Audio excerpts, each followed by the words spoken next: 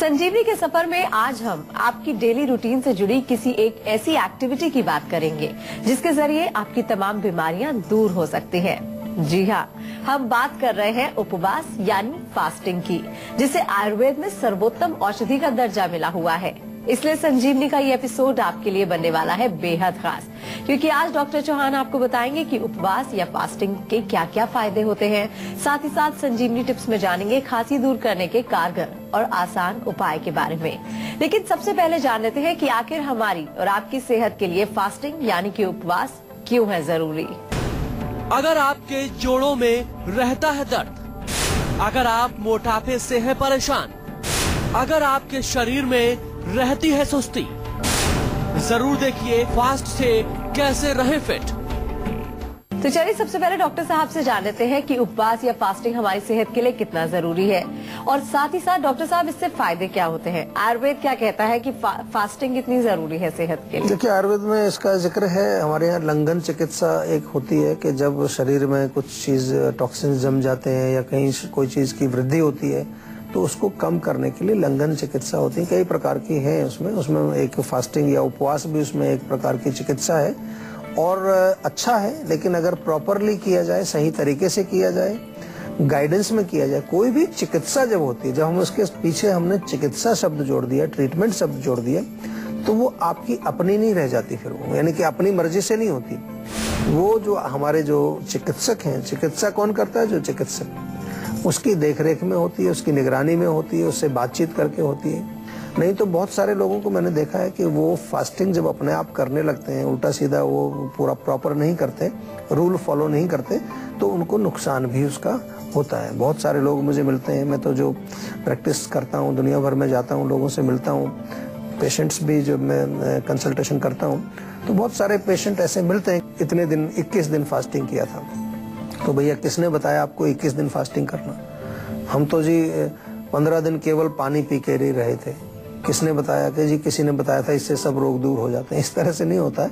कोई भी चीज हो उसको समझ के करना चाहिए, और हर व्यक्ति के लिए उसका जो प्रभाव है वो आपकी प्रकृति के अनुसार, आपके बल के अनुसार, आपकी आयु के अनुसार, हर कितनी चीजें उसमें हमें कंसिडर करनी पड़ती हैं। आयुर्वेद की ये बड़ी अपने आप में बड़ी खासियत है, बहुत एक स्पेशलिटी जो आयुर्वेद के अंदर है कि ये आपके लिए पर्सनलाइज्ड, कस्टमाइज्ड एक चिकित्सा बनाता है, एक प्लान बनाता है। चाहे वो ट्रीटमेंट भी ना हो, चाहे भोजन ही है, आपका जो केवल जो रोजमर्रा की जो दिनचर्या है, जो आपकी जीवनचर्या कहिए, उसको लाइफस्टाइल कहिए, वो भी आप कस्टमाइज्ड, पर्सनलाइज्ड अपने हिसाब से बना सकते हैं according to your body type.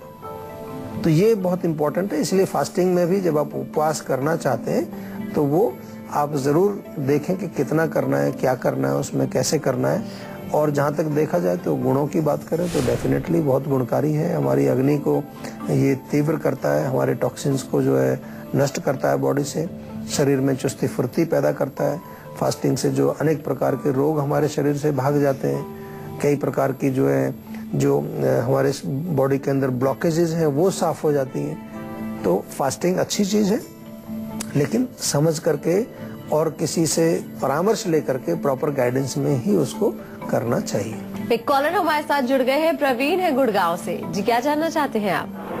हाँ जी, चौहान साहब नमस्कार जी। नमस्कार जी, नमस्कार सर। मैं आपसे जो है काफी टाइम से जुड़ा हूँ, आपके टीवी शो काफी देखे हैं मैंने जी। लेकिन मैं कुछ दिनों से परेशान चल रहा हूँ। एक मेरा बच्चा है 4 साल का जी सर, वो चलने में असमर्थ है, मतलब चल नहीं पा रहा बिल्कुल। पता नहीं क्या ऐसा है, खड़ा होता है थोड़ा सा इस तरह की कोई प्रॉब्लम। हाँ जी, काफी कमजोर सा ऐसा महसूस हो रहा है। नहीं तो उसका जो मस्तिष्क का विकास नॉर्मल है, जो बोलना, सुनना, देखना भी इतना नहीं है सर, इतना बोलने में भी नहीं है वो, उसमें भी प्रॉब्लम है। हाँ, क्योंकि आमतौर पर इसका एक मूल कारण यही होता है कि अगर ब्रेन की डेवलपमेंट सही नहीं है, डॉक्टर लोग भी उसको डिलेड माइलस्टोन्स करके कई बार डायग्नोस कर देते हैं कि बच्चा जो है ग्रो नहीं कर रहा है उतनी उस लेवल पर, उसके माइलस्टोन्स जो हैं थोड़े स्लो हैं और उसमें मस्तिष्क उसका कमजोर रहता है, वीक रहता है, उसकी ग्रोथ या उसकी डेवलपमेंट उतनी अच्छी तरह से नहीं हो रही है, और उसके कारण जो है हमारे शरीर के अन्य हिस्से फिर काम नहीं करते हैं ठीक से, कोऑर्डिनेशन नहीं होता है, नर्वस सिस्टम में कमजोरी आती है, बोल नहीं पाते हैं, सुन नहीं पाते हैं, कई काम नहीं कर पाते हैं। तो एक तो हम सिंपल चीज यही कहेंगे कि मस्तिष्क के विकास के लिए हमें कुछ आयुर्वेदिक औषधियां लेनी चाहिए। आप जीवा में फोन करें, डॉक्टर से बात करें, और या हमारी किसी भी क्लिनिक पर चले जाएं। अब तो क्लिनिक्स भी हमारी काफी शहरों में हैं, उसके बारे में जानकारी आपको हमारे यहाँ से मिल जाएगी। तो आप एक बार डॉक्टर से जरूर लें, क्योंकि ये रोग आमतौर पर जन्मजात इसको कहा गया है। जन्म से ही ये रोग होता है और बड़ा मुश्किल होता है, बड़ा कष्टदायी होता है पेरेंट्स के लिए विशेष तौर पर, क्योंकि बच्चा बड़ा होता रहता है, उसकी ग्रोथ उस तरह से हो नहीं पाती है, तो बहुत प्रॉब्लम होती है, उसकी देखरेख बड़ी करनी पड़ती है। तो ये जरूर शुरू कर दीजिए। और एक चीज मैं आपको बता दूं कि हमने जो देखा है अपने प्रैक्टिस में कि आपको रिजल्ट मिलेगा, लेकिन बहुत स्लो रिजल्ट मिलेगा, टाइम लगेगा इसमें। 4-6 महीने में आप कहेंगे कि हाँ थोड़ा सा कुछ फर्क पड़ रहा है, लेकिन खाते जाइए, दवाई मत उसकी रोकिए। एलोपैथिक में तो देंगे नहीं आपको, शायद मना भी कर दिया होगा कि हमारे पास कोई इलाज नहीं है। साथ में आप उनको सिर में मालिश करिए, नाक में बादाम का तेल डालिए, बॉडी में भी थोड़ी मसाज करिए, थोड़ा सा फिजियोथेरेपी यानी कि कुछ एक्सरसाइज वगैरह भी करा सकते हैं, मसल्स की ट्रेनिंग भी आप करा सकते हैं, जिससे कि उसमें थोड़ी शक्ति आए उसको। और भोजन का तो विशेष ध्यान रखना है कि कोई ना कोई आपको, हम बार बार कहते हैं आज जंक फूड की बात भी कर रहे हैं, तो भोजन उसको पौष्टिक देना चाहिए। दूध पिए, थोड़ा सा घी का सेवन करे, या जो बादाम है, अखरोट है, खजूर है, ऐसे ड्राई फ्रूट्स इत्यादि का सेवन उसको कराएं आप, ताकि शक्ति थोड़ी आए, धातु निर्माण उसके शरीर में हो, पोषण उसको मिले। इस प्रकार से आप काम करेंगे तो डेफिनेटली फर्क पड़ेगा और कुछ ना कुछ उसको रिलीफ जरूर मिलेगा।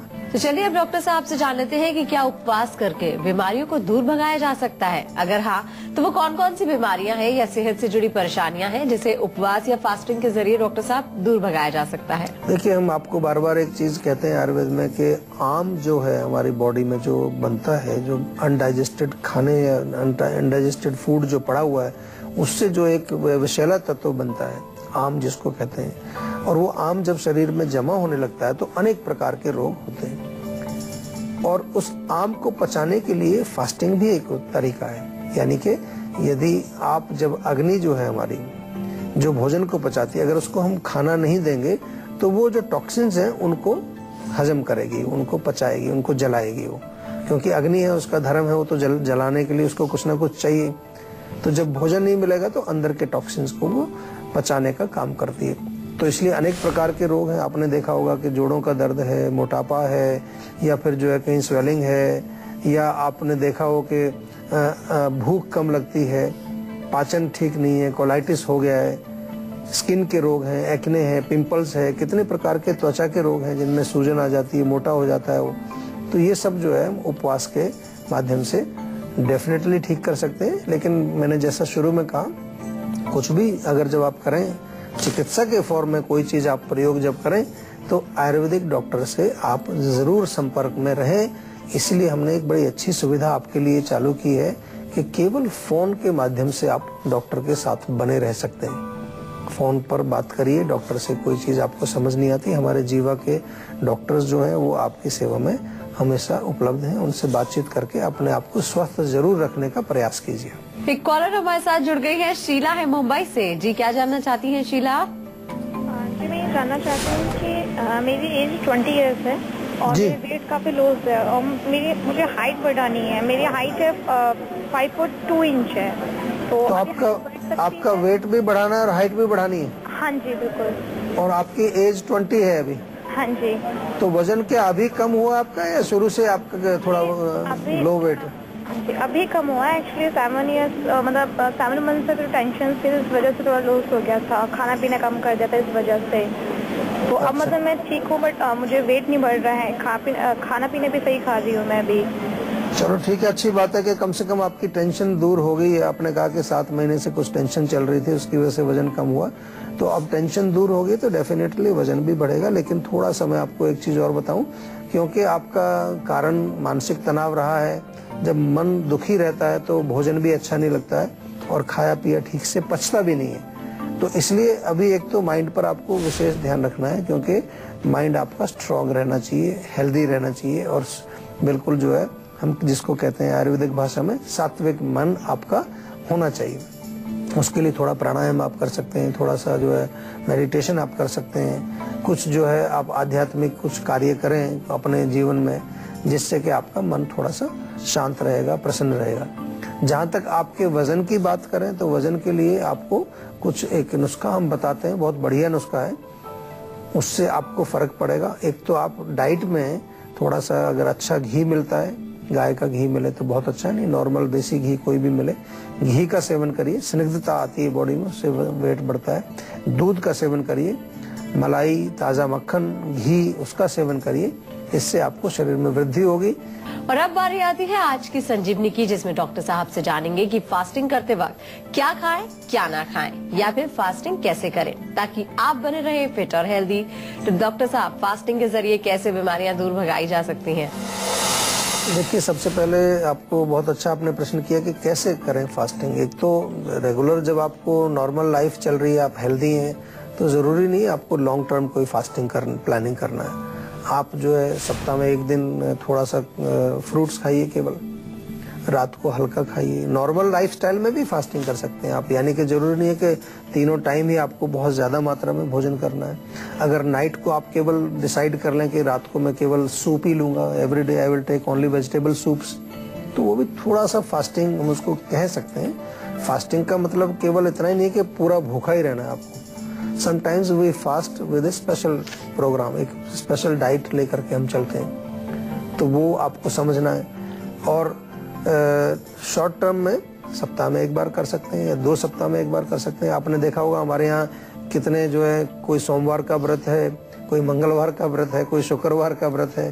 तो ये पुराने समय से एक प्रथा हमारे यहाँ चली आ रही है, जिसको हम थोड़ा धर्म के साथ भी जोड़ देते हैं। धर्म अपनी जगह है, उसका आध्यात्मिक बेनिफिट अपनी जगह पर है, लेकिन उसका शारीरिक बेनिफिट भी हमें मिलता है, उसका मानसिक बेनिफिट भी हमें मिलता है। एकादशी का व्रत हमारे यहाँ होता है, हर 15 दिन में एक बार एकादशी आती है, तो एकादशी का व्रत करते हैं काफी लोग, कुछ लोग पूर्णमासी का व्रत करते हैं। तो ये सब चीजें बनाई गई हैं इसलिए कि ये शारीरिक और मानसिक लेवल पर भी हमें जो है स्वस्थ रखती हैं और प्रसन्न रखती हैं। लॉन्ग टर्म अगर आपको फास्टिंग करनी है, उसका फिर विधान अलग है। आपकी प्रकृति, आपकी आयु, आप अगर वात प्रकृति के हैं तो ज्यादा लंबा फास्टिंग आपको नहीं करना चाहिए। 3 दिन भी काफी होता है वात वालों के लिए, क्योंकि कमजोर होते हैं, दुबले पतले होते हैं। कफ वाले थोड़े भारी भरकम होते हैं, वो 7 दिन तक भी कर सकते हैं लॉन्ग फास्टिंग। कितने दिन में करनी चाहिए, हर 3 महीने बाद आप रिपीट कर सकते हैं।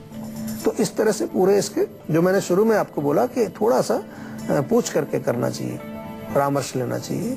अच्छी चीज है, खराब नहीं है, नुकसान नहीं करती है, लेकिन इसको एक तरीके से यदि आप करेंगे तो आपको लाभ भी मिलेगा, टॉक्सिन्स आपके बॉडी के निकलेंगे, हल्कापन भी आएगा शरीर में, चुस्ती फुर्ती भी बढ़ेगी, मन भी आपका जो है प्रसन्न रहेगा, बुद्धि भी आपकी शार्प हो जाएगी। तो डॉक्टर साहब, उपवास को लेकर कोई सावधानियां भी जरूर होंगी, कहीं ऐसा ना हो कि लेने के देने पर जाए, तो क्या हिदायत देना चाहते हैं हमारे दर्शकों को? बिल्कुल, सावधानी सबसे बड़ी यही है कि मैं जहाँ तक आयुर्वेद की बात करूँ और आयुर्वेदिक सिद्धांतों की बात करूँ, तो आयुर्वेद में हमेशा एक बैलेंस की बात हम करते हैं। साम्य अवस्था को मेंटेन करने के लिए इसको हम सम्यक योग कहते हैं। ना अति, ना हीन, ना मिथ्या, ना अति योग, ना हीन योग, ना मिथ्या योग। कौन सा योग? सम्यक योग। बैलेंस्ड एक्टिविटी करनी चाहिए, जिसको कि भगवत गीता में भी कहा है, युक्ताहार विहारस्य। तो ये जो आपका जो बैलेंस है उसको बना के रखना। तो हम एक्सट्रीम में नहीं जाते कि जी बिल्कुल पानी तक भी नहीं पीना है या कुछ भी नहीं खाना है, तो फिर वो बॉडी में प्रॉब्लम्स आ जाती हैं। तो इसलिए आयुर्वेद में हम यही प्रिकॉशन आपको कहेंगे कि फास्टिंग जब करें तो डिपेंडिंग ऑन आपका अग्नि की क्या स्थिति है, उसके अनुसार आप फ्रूट्स खा सकते हैं।